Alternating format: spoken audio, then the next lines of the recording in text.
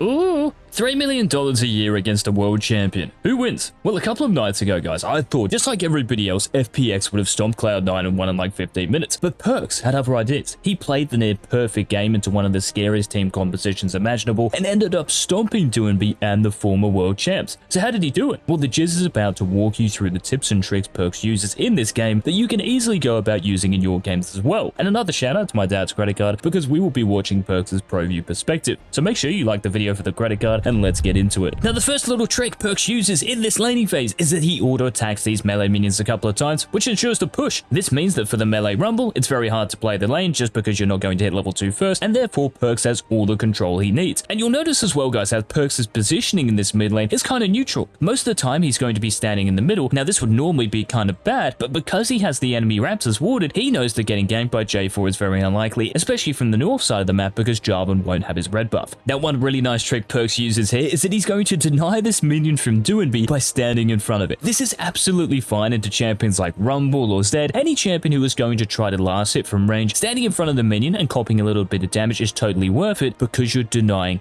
gold. But you do have to be careful the higher level the enemy champion is. Because Rumble at this point just has his E and his Q most likely, there isn't really much he can do to actually kill PERKZ, and PERKZ also has his W if Rumble does decide to actually go in. So do be careful, guys, in terms of your cooldowns and the enemy champion's cooldowns when you do this. And after this happens, PERKZ is going to roam from the mid lane once this minion wave resets, which is very important because on this reset you have a little bit of time to move on the map. Now, you don't want to be moving longer than 10 seconds because you will miss minions in the mid lane, so PERKZ wards, gets back to mid, and doesn't miss anything forward. And you can notice now, even though PERKZ has the enemy raptors warded here, he's actually going to hold the higher side of this mid lane, and the reason is because he knows that J4 started top side and he's on his bot side of the map. So even though you might have this warded, it's really a luxury at this point. You should always stand further away from the enemy jungler. Now, after pushing this wave, again, PERKZ has complete control of this lane. He's always having the minion wave advantage, so if he's auto-attacking minions or damaging the minions with his cards, this is the reason for it. He does not want to give Doinby, the Rumble, any pressure or control in this lane, so he's always going to try and control this mid lane with his range advantage. But the counter argument to this, guys, is that if you just perma push, you open yourself up to ganks, which is certainly the case. So the other option here is to actually let the enemy champion push into you, just like PERKZ does to Doinby. And by doing this, Doinby actually has to move further up in the lane, and because PERKZ is on Twisted Fate, his stun card becomes even scarier. But it's very important still to actually manage this minion wave so Doinby cannot shove it in. This is why PERKZ, while damaging Doinby, is also going to damage the minion wave because it prevents the wave from crashing super hard into his tower, which would be super annoying to deal with. And as you can see, because he does this so well, this counter minion actually holds up outside his tower range, and the wave is in an amazing position for Blabber, the Xin Zhao, to potentially gank mid. Now, the next play, guys, that PERKZ makes decides the game, and it's actually a big mistake from Doinby as well. So let's see if you can find out what it is. So I'm going to let this play, and you can see that when PERKZ clears these minions, he's going to recall. Now, why on earth would you recall here? Like, what's the point behind this? Well, the first reason is that he's on a great gold value. He can get Sorcerer Shoes, Steel Caps, Merc Treads, or he can go Lucidity Boots and a Dark Seal. So this is the first reason. He's on a great amount of gold to actually recall. But the most important reason is because PERKZ is going to hit level 6 off the next minion wave. This is so crucial to understand. So if PERKZ didn't recall here and he stays mid, his first play when he hits level 6 would be to recall. You never want this to be the case. You always want to try and back before level 6 so that when you do actually hit level 6 in the mid lane, you can do something on the map. You don't just have to go back to base because it is a big waste. Now, PERKZ, I know, doesn't hit level 6 here when he TPs back mid, but this fight, you can see PERKZ has Lucidity Boots and a Dark Seal. This is why Cloud9 wins this fight and PERKZ ends up having 5 assists after this play.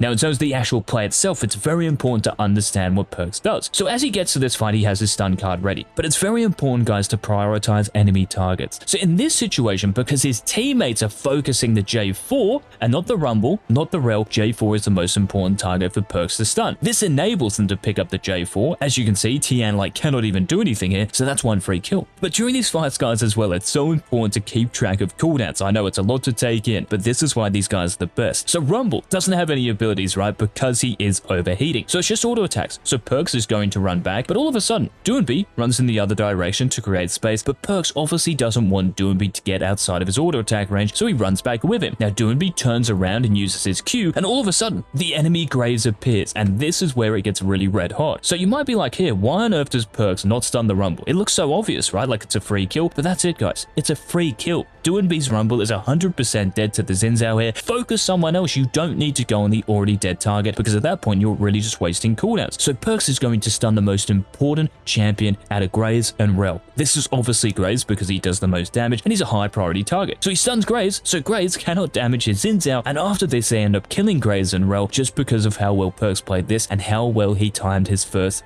base. Oh, I lied, by the way. It was 4 assists, not 5. I apologize. But this really sets up the game, guys, for Cloud9. But there's actually a missed opportunity, I think, that Cloud9 missed, and it comes after their first Rift Herald, which we're about to see. Now, PERKZ, obviously, after this fight, he's going to shove mid, and then he's going to recall, you notice, in a safe position. This doesn't allow Doinby to stop his recall, so he gets that off, gets back on the map ASAP. So if we actually forward to this Rift Herald play, guys, at the moment, it's all about macro. So when I say macro, I just mean what's happening on the map. So you can see that Jarvan is on his Raptors. Rel is in the bot lane. Now, think about Cloud9's positioning. Jace is already top, which means because the minion wave is even, he's actually going to be pushing into Graves. You can also see Xin Zhao and Rakan around the Rift Herald, and PERKZ has his ultimate here. So what do you think I'm thinking? I'm thinking, why not dive top? Why not do something on the enemy top side of the map after getting Rift Herald and using it ASAP? So PERKZ on this cannon wave, as his teammates get the Rift Herald, I think can ping top lane to make a play and potentially dive the Graves. Now, even though Graves isn't showing in lane, of course he's going to show up at some point, which he does here, but unfortunately for Cloud9, they all recall and they don't make use of TF's ultimate. Now, the argument against doing that is that PERKZ is on a lot of gold, as are his teammates. So making that play is a little risky because you might as well make it once you've actually spent that gold. But that play is not going to be there all the time, guys. So in terms of these plays on the map, when you have the numbers advantage, always think about it in your games. If we have more champions on this side of the map than the enemy team, then of course there is a much higher chance that that play is going to work. Now when we get back to the mid lane here, the enemy Rel is kind of caught out, but PERKZ I think actually misses out on another kill here. So after he shoves mid and ult, why not ult straight away before this blast cone? This would mean that Rel would not have the chance to actually do what she does, and she ends up escaping this just because PERKZ was a little late. So I know it's a bit more Twisted Fate centric, but for any champion there, guys, the quicker you can get to that play and make it, the better it's going to be. The less time the enemy champions have to react to that play, and the more chance you have of actually getting a kill. PERKZ, because he was a little slow, for sure it's still worth, but they do miss out on a kill for it. And then this next play, guys, is one of the most important in the game as well. So in the bot lane at the moment, there is a big fight happening. It's a 3v2 in the favor of Cloud9, but Sven, the Tristana, unfortunately dies to Kai'Sa, LWX. And you can see that PERKZ, when he runs down here, is running all the way around through Crux. Now the problem with this pathing is that you're running more towards the enemy side of the map. So the deeper into enemy territory you go, the riskier it is. Like, what about if Jarvan was doing Crux? This is why Doinby is actually allowed to catch up to PERKZ. So if PERKZ just ran through this tri-brush, he would have been sweet. But he does make an excellent play. Because he has stopwatch, he's able to bait all of this damage, and after Doinby and Kai'Sa run away, thankfully Tian, the J4, goes in and runs it down. So in terms of mechanics, PERKZ played this very well, but the pathing to actually get here was certainly riskier than it had to be. Now this next play PERKZ makes, guys, is very 5-head indeed, and you can do the same in your games if you have teleport. So let's see what he does. So PERKZ is going to run to the bot side of the map because that's the free lane. None of his teammates are in it, so that's free golden experience for him. But look at the map as PERKZ is running to this bot lane. You can see the enemy support. The enemy J4 shows on this ward as well, the enemy AD carry. So there is a very high chance that these players might actually infiltrate PERKZ' side of the jungle and dive him under this tower. This is why he completely neglects this side of the map and goes top for his Jace and ends up getting this tower as well. Again, this is playing towards the idea of if you have more numbers on one side of the map, play towards it. It's a lot safer, it's a lot more consistent, and as you can see when PERKZ makes this play, J4 shows in the bot lane, so he 100% avoided a dive, but still got something out of it. Now in your games, if you don't have teleport, look for something else. Look to do your wolves, look to do your Gromp if it's safe enough, but it starts with respecting the map and what the numbers are telling you. And because Cloud9 are playing towards this side of the map, they end up using their Rift Herald and end up getting the second tier tower top and the enemy top side jungle. So it's a very nice macro play, and this game is really set up for PERKZ to absolutely dominate, but I want to forward it to the key fights in the late game that show you why PERKZ is on a $3 million contract. So just before this play happens, guys, what happens before it is still very important. So PERKZ, when he shoves his mid wave, you can see that Fudge is in the bot lane on Jace, shoving this wave in, and he has great pressure. And then you can see PERKZ' teammates ping on the way to the bot lane. But the problem with this is that the enemy team can potentially do Baron if lots of Cloud9 go bot. So PERKZ is going to use his ultimate to weigh up the options here, and instead of just going top to shove that wave, he's actually going to make a play mid.